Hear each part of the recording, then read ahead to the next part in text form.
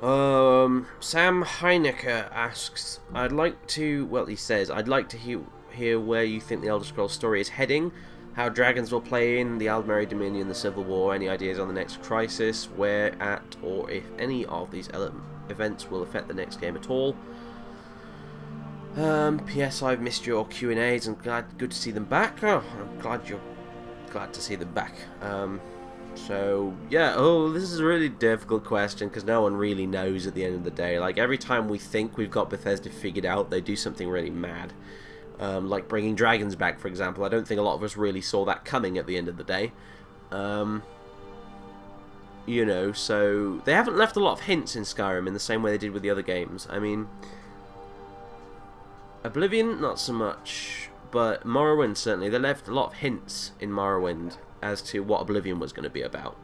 Specifically, this one prophet in the middle of Mournhold, which was part of the main tribunal quest, who talked about how the doors of Oblivion would open and the Mehrunes Dagon would try to conquer Tamriel, basically. He pretty much explicitly said he thought that was going to happen, and lo and behold, the Elder Scrolls 4 Oblivion was all about that. So, unless I've missed it, or unless we've all missed it, I don't think there have been any serious references in Skyrim as of yet to what the next Elder Scrolls game might contain.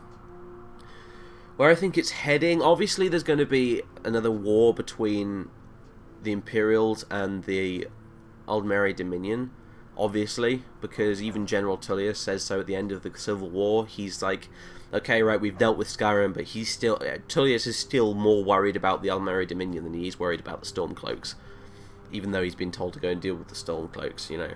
So, and he pretty much says that the Empire is more worried about the Aldmeri Dominion as well. Like, he complains, I think, at one point in the Civil War quest line that he hasn't been sent enough legions to deal with the Stormcloaks, and the reason for that is the Empire is too paranoid to actually bring any legions away from their border with the Aldmeri Dominion to deal with the Stormcloaks, because they're worried that the Aldmeri Dominion will attack if they see a weakness. So that's clearly going to happen. Whether or not that happens in between the games and we only get to read about it, or whether it'll be a primary feature of one of the games, I don't know.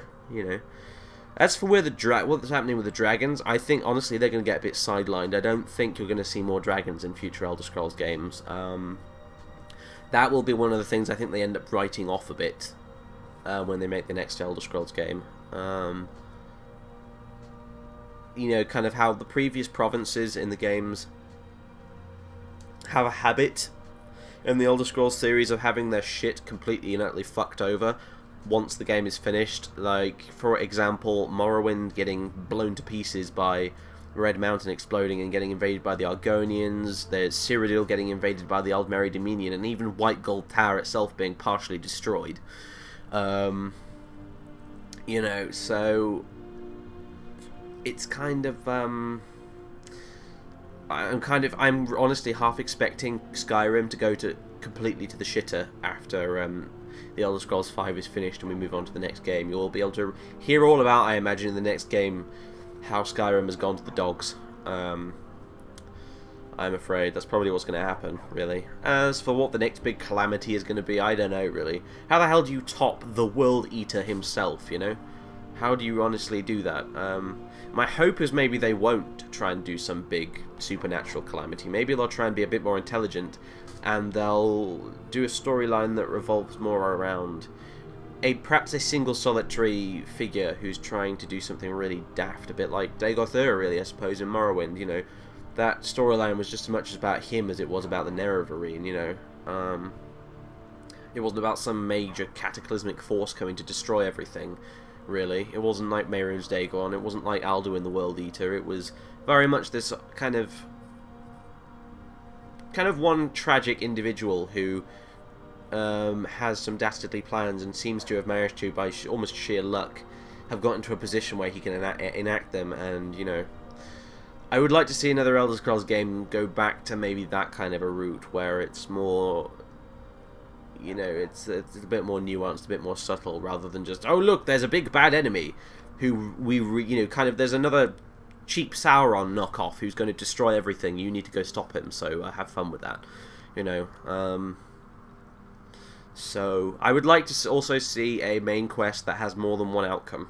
For God's sake, please, Bethesda, why do you make your quests so damn linear? Seriously. Anyway, I'm wasting a bit too much time on this question, but yeah, suffice to say, I have a few ideas about what might happen in the future, but no one really knows what's going to happen with the Elder Scrolls. They're a bit unpredictable.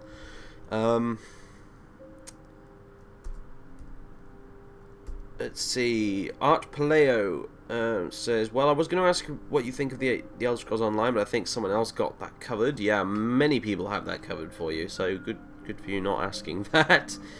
What is your political ideology? Not going to answer that. I don't like bringing politics onto the channel. It's simple as that. Yeah, he says, if you decide not to answer, then what is your funniest drunk story? Oh, I've got a lot of drunk stories, if I'm honest. Not all of them about me either, but one of the most memorable drunk stories I have is waking up one morning with no knowledge of what happened the previous night. I was on the top of my bunk bed back when I had a bunk bed. I was still in college at the time. I remember waking up, sitting up in my bed and thinking, oh, you know what, I don't feel too bad. My hangover's not that bad. It can't have been that awful last night. Then, leaning over the side of my bunk bed, seeing a huge, big puddle of sick on the floor and thinking, oh dear. Then, attempting to get out of the bunk bed and screaming in pain because I realised that I had sprained my ankle incredibly badly and couldn't quite remember how I'd done it. And then over the course of the next couple of hours, the memories started to return, and basically what had happened is I tried to walk all the way home, a very long distance, while utterly pissed out of my brains, one night, and to cut a long story short, and it was a long story, I tell you, my journey back on that night must be like some sort of weird, twisted version of Homer's Odyssey, I tell you, but... yeah, suffice to say, I managed to finally get all the way home after it must have taken hours, but I finally managed to get all the way home and realised I didn't have my key for the front door, so I decided that it would be a good idea to maybe throw pebbles at one of the windows to try and wake somebody up so they could let me in, because it was, of course, about 3 in the morning at this point. And when nobody responded to my pebble throwing, I escalated things by starting to shout quite a bit. And then I started banging some recycling bins together, and then I started throwing some recycling bins, and then I opened the letterbox and started shouting into the letterbox. And in doing so, I shouted so loud that I in fact burst a blood vessel in one of my eyes. So, yeah, I was a bit of a sorry sight by the time I came downstairs the following morning. I looked a bit war-wounded, but, yeah, thankfully my drunken... stupidity was forgiven quite graciously by the people I lived with, and yeah, perhaps not a particularly funny story, but good God, it's an embarrassing one, and I will probably never ever forget it, ironically. So anyway, was there anything else you wanted to ask on here? Let me just double check.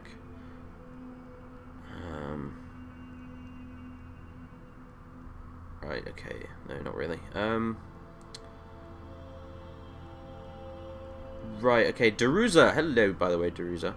I've known Daruza since, like, before I even started making Let's Plays, so... Hi, Jingles. Congrats on this latest milestone. Maybe one of many more to come. Thank you.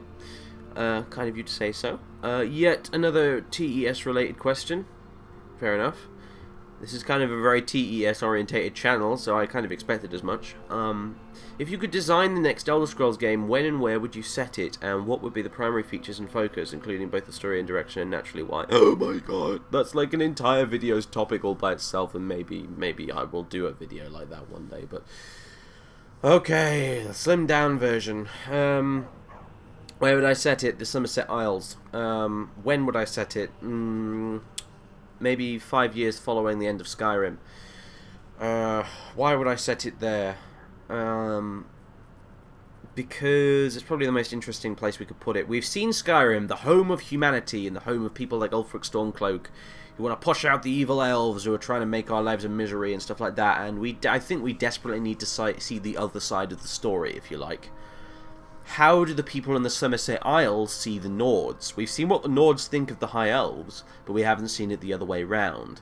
So, well, you know, we've seen a few, like, cliched sound bites about elven superiority from some of the Thalmor enforcers in Skyrim, but one would imagine that the Thalmor that are actually sent to Skyrim are probably some of the biggest hard asses and tough bastards the Aldmeri Dominion can send out there, because Skyrim has got to be the most hostile place a Thalmor agent can actually go. So the guys who are picked to go there are probably complete assholes, and with good reason.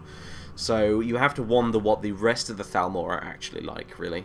All we've got to go off, really, is a lot of a lot of different in-game books, some of which are kind of quite obviously designed to look as if they're biased.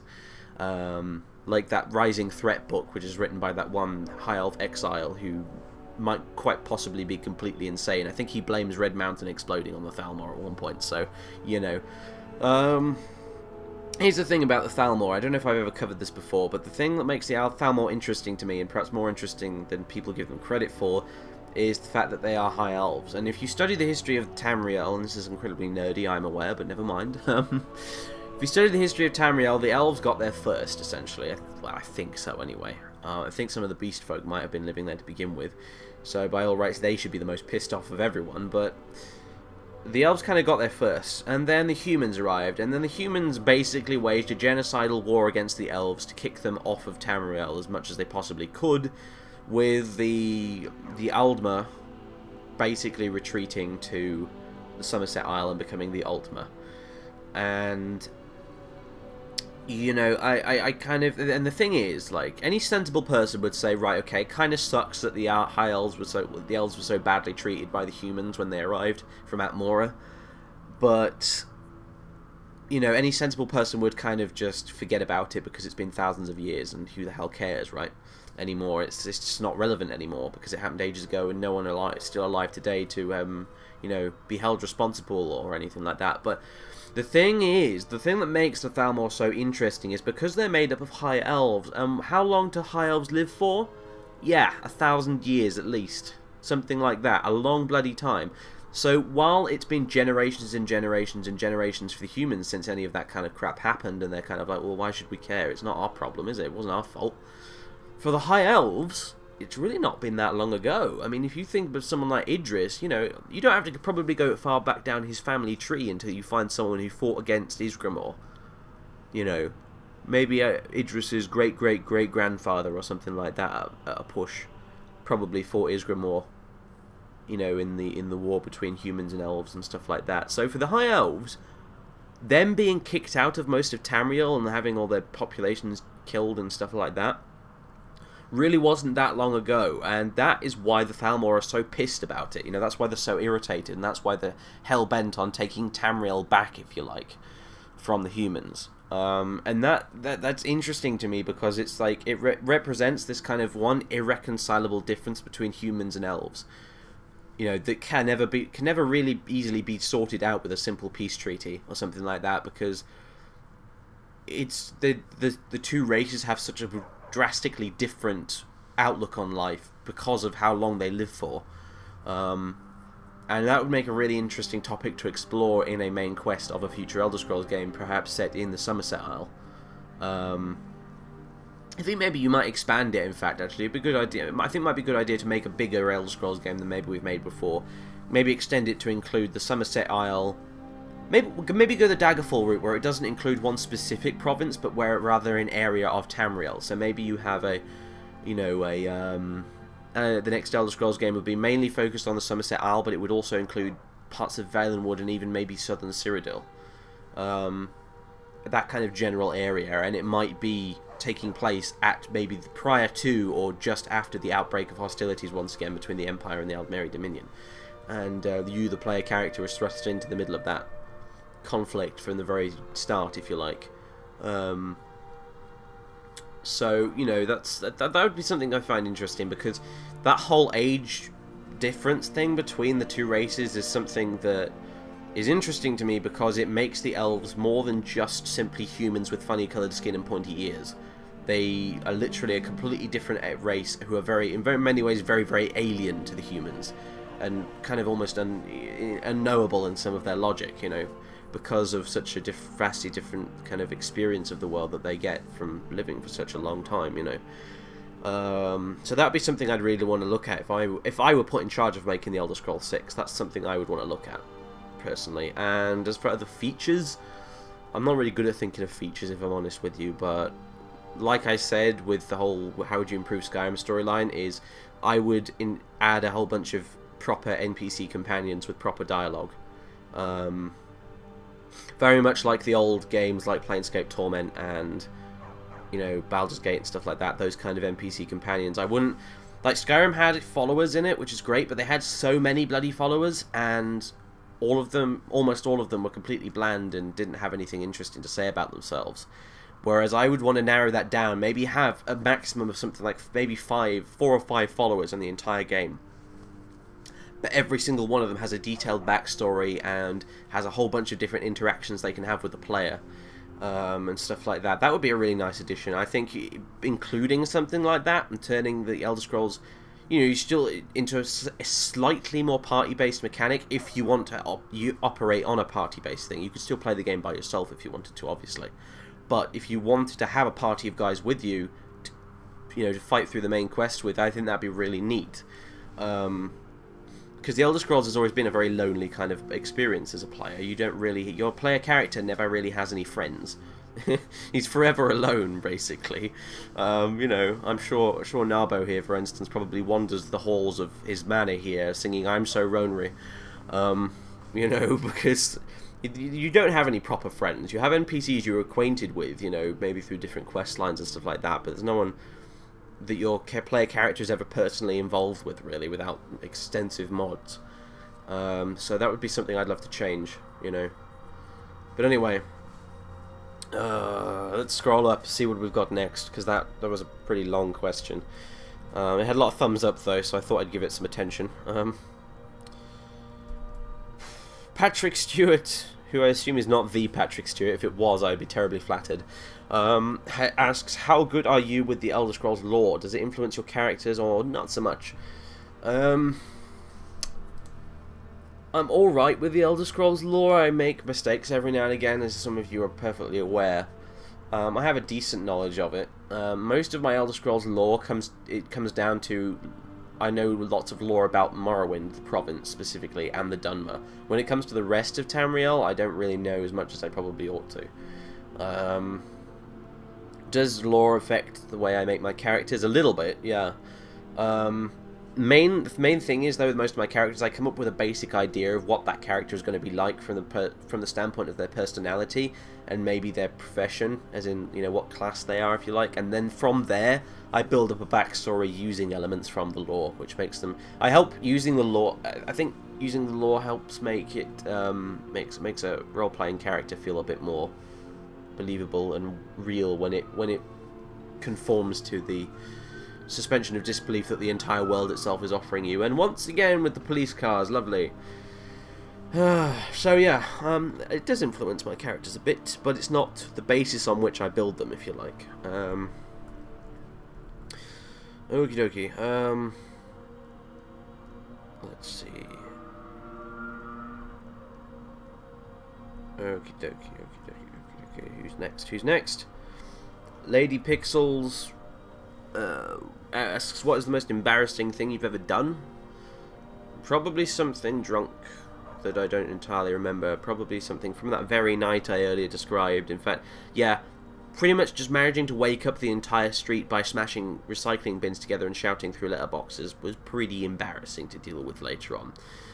And if I'm honest, that's probably the most embarrassing thing I have ever done. So, yeah, there we go.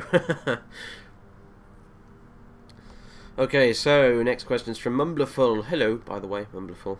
You turn up to my streams quite a lot, so I remember who you are. Asks, why do you use a picture of Thor as your avatar? The answer is because I really like Thor. He's great. I think he's awesome. The comic book Thor, this is, by the way, people, as opposed to the actual Norse god of thunder himself. I have on my shelf a very, very big, thick book, which is a collection of all the original Thor comics from Journey into Mystery, which were drawn by Stan Lee. And it's one of my favourite books I own, because I really, really adore those old comics. And Thor has always just been one of my favourite characters. It was this perfect blend of superheroes and kind of Nordic fantasy, if you like, you know. It was a superhero, essentially, but he flew around wearing a helmet and chainmail and swinging a gigantic hammer around, which was forged by two dwarves from the heart of a dying star, and it's all brilliant, you know. I love anything to do with Vikings as it is, but to have a superhero that's based on the Norse god of thunder, I think it's just the craziest and most awesome thing ever. I love the Thor film as well that Marvel made. I think that was pretty cool, and he was great in the Avengers, and yeah, no, that's why I'm a big Thor fan at the end of the day. That's why Thor's been my avatar. He was just very much since the start, and I just kind of stuck with it, really. At one point I thought of maybe replacing my avatar with maybe a simple logo, a bit like Variax has, but I couldn't actually think of a decent logo, so I kind of just stuck with Thor, and he's still here to this day. So there you go.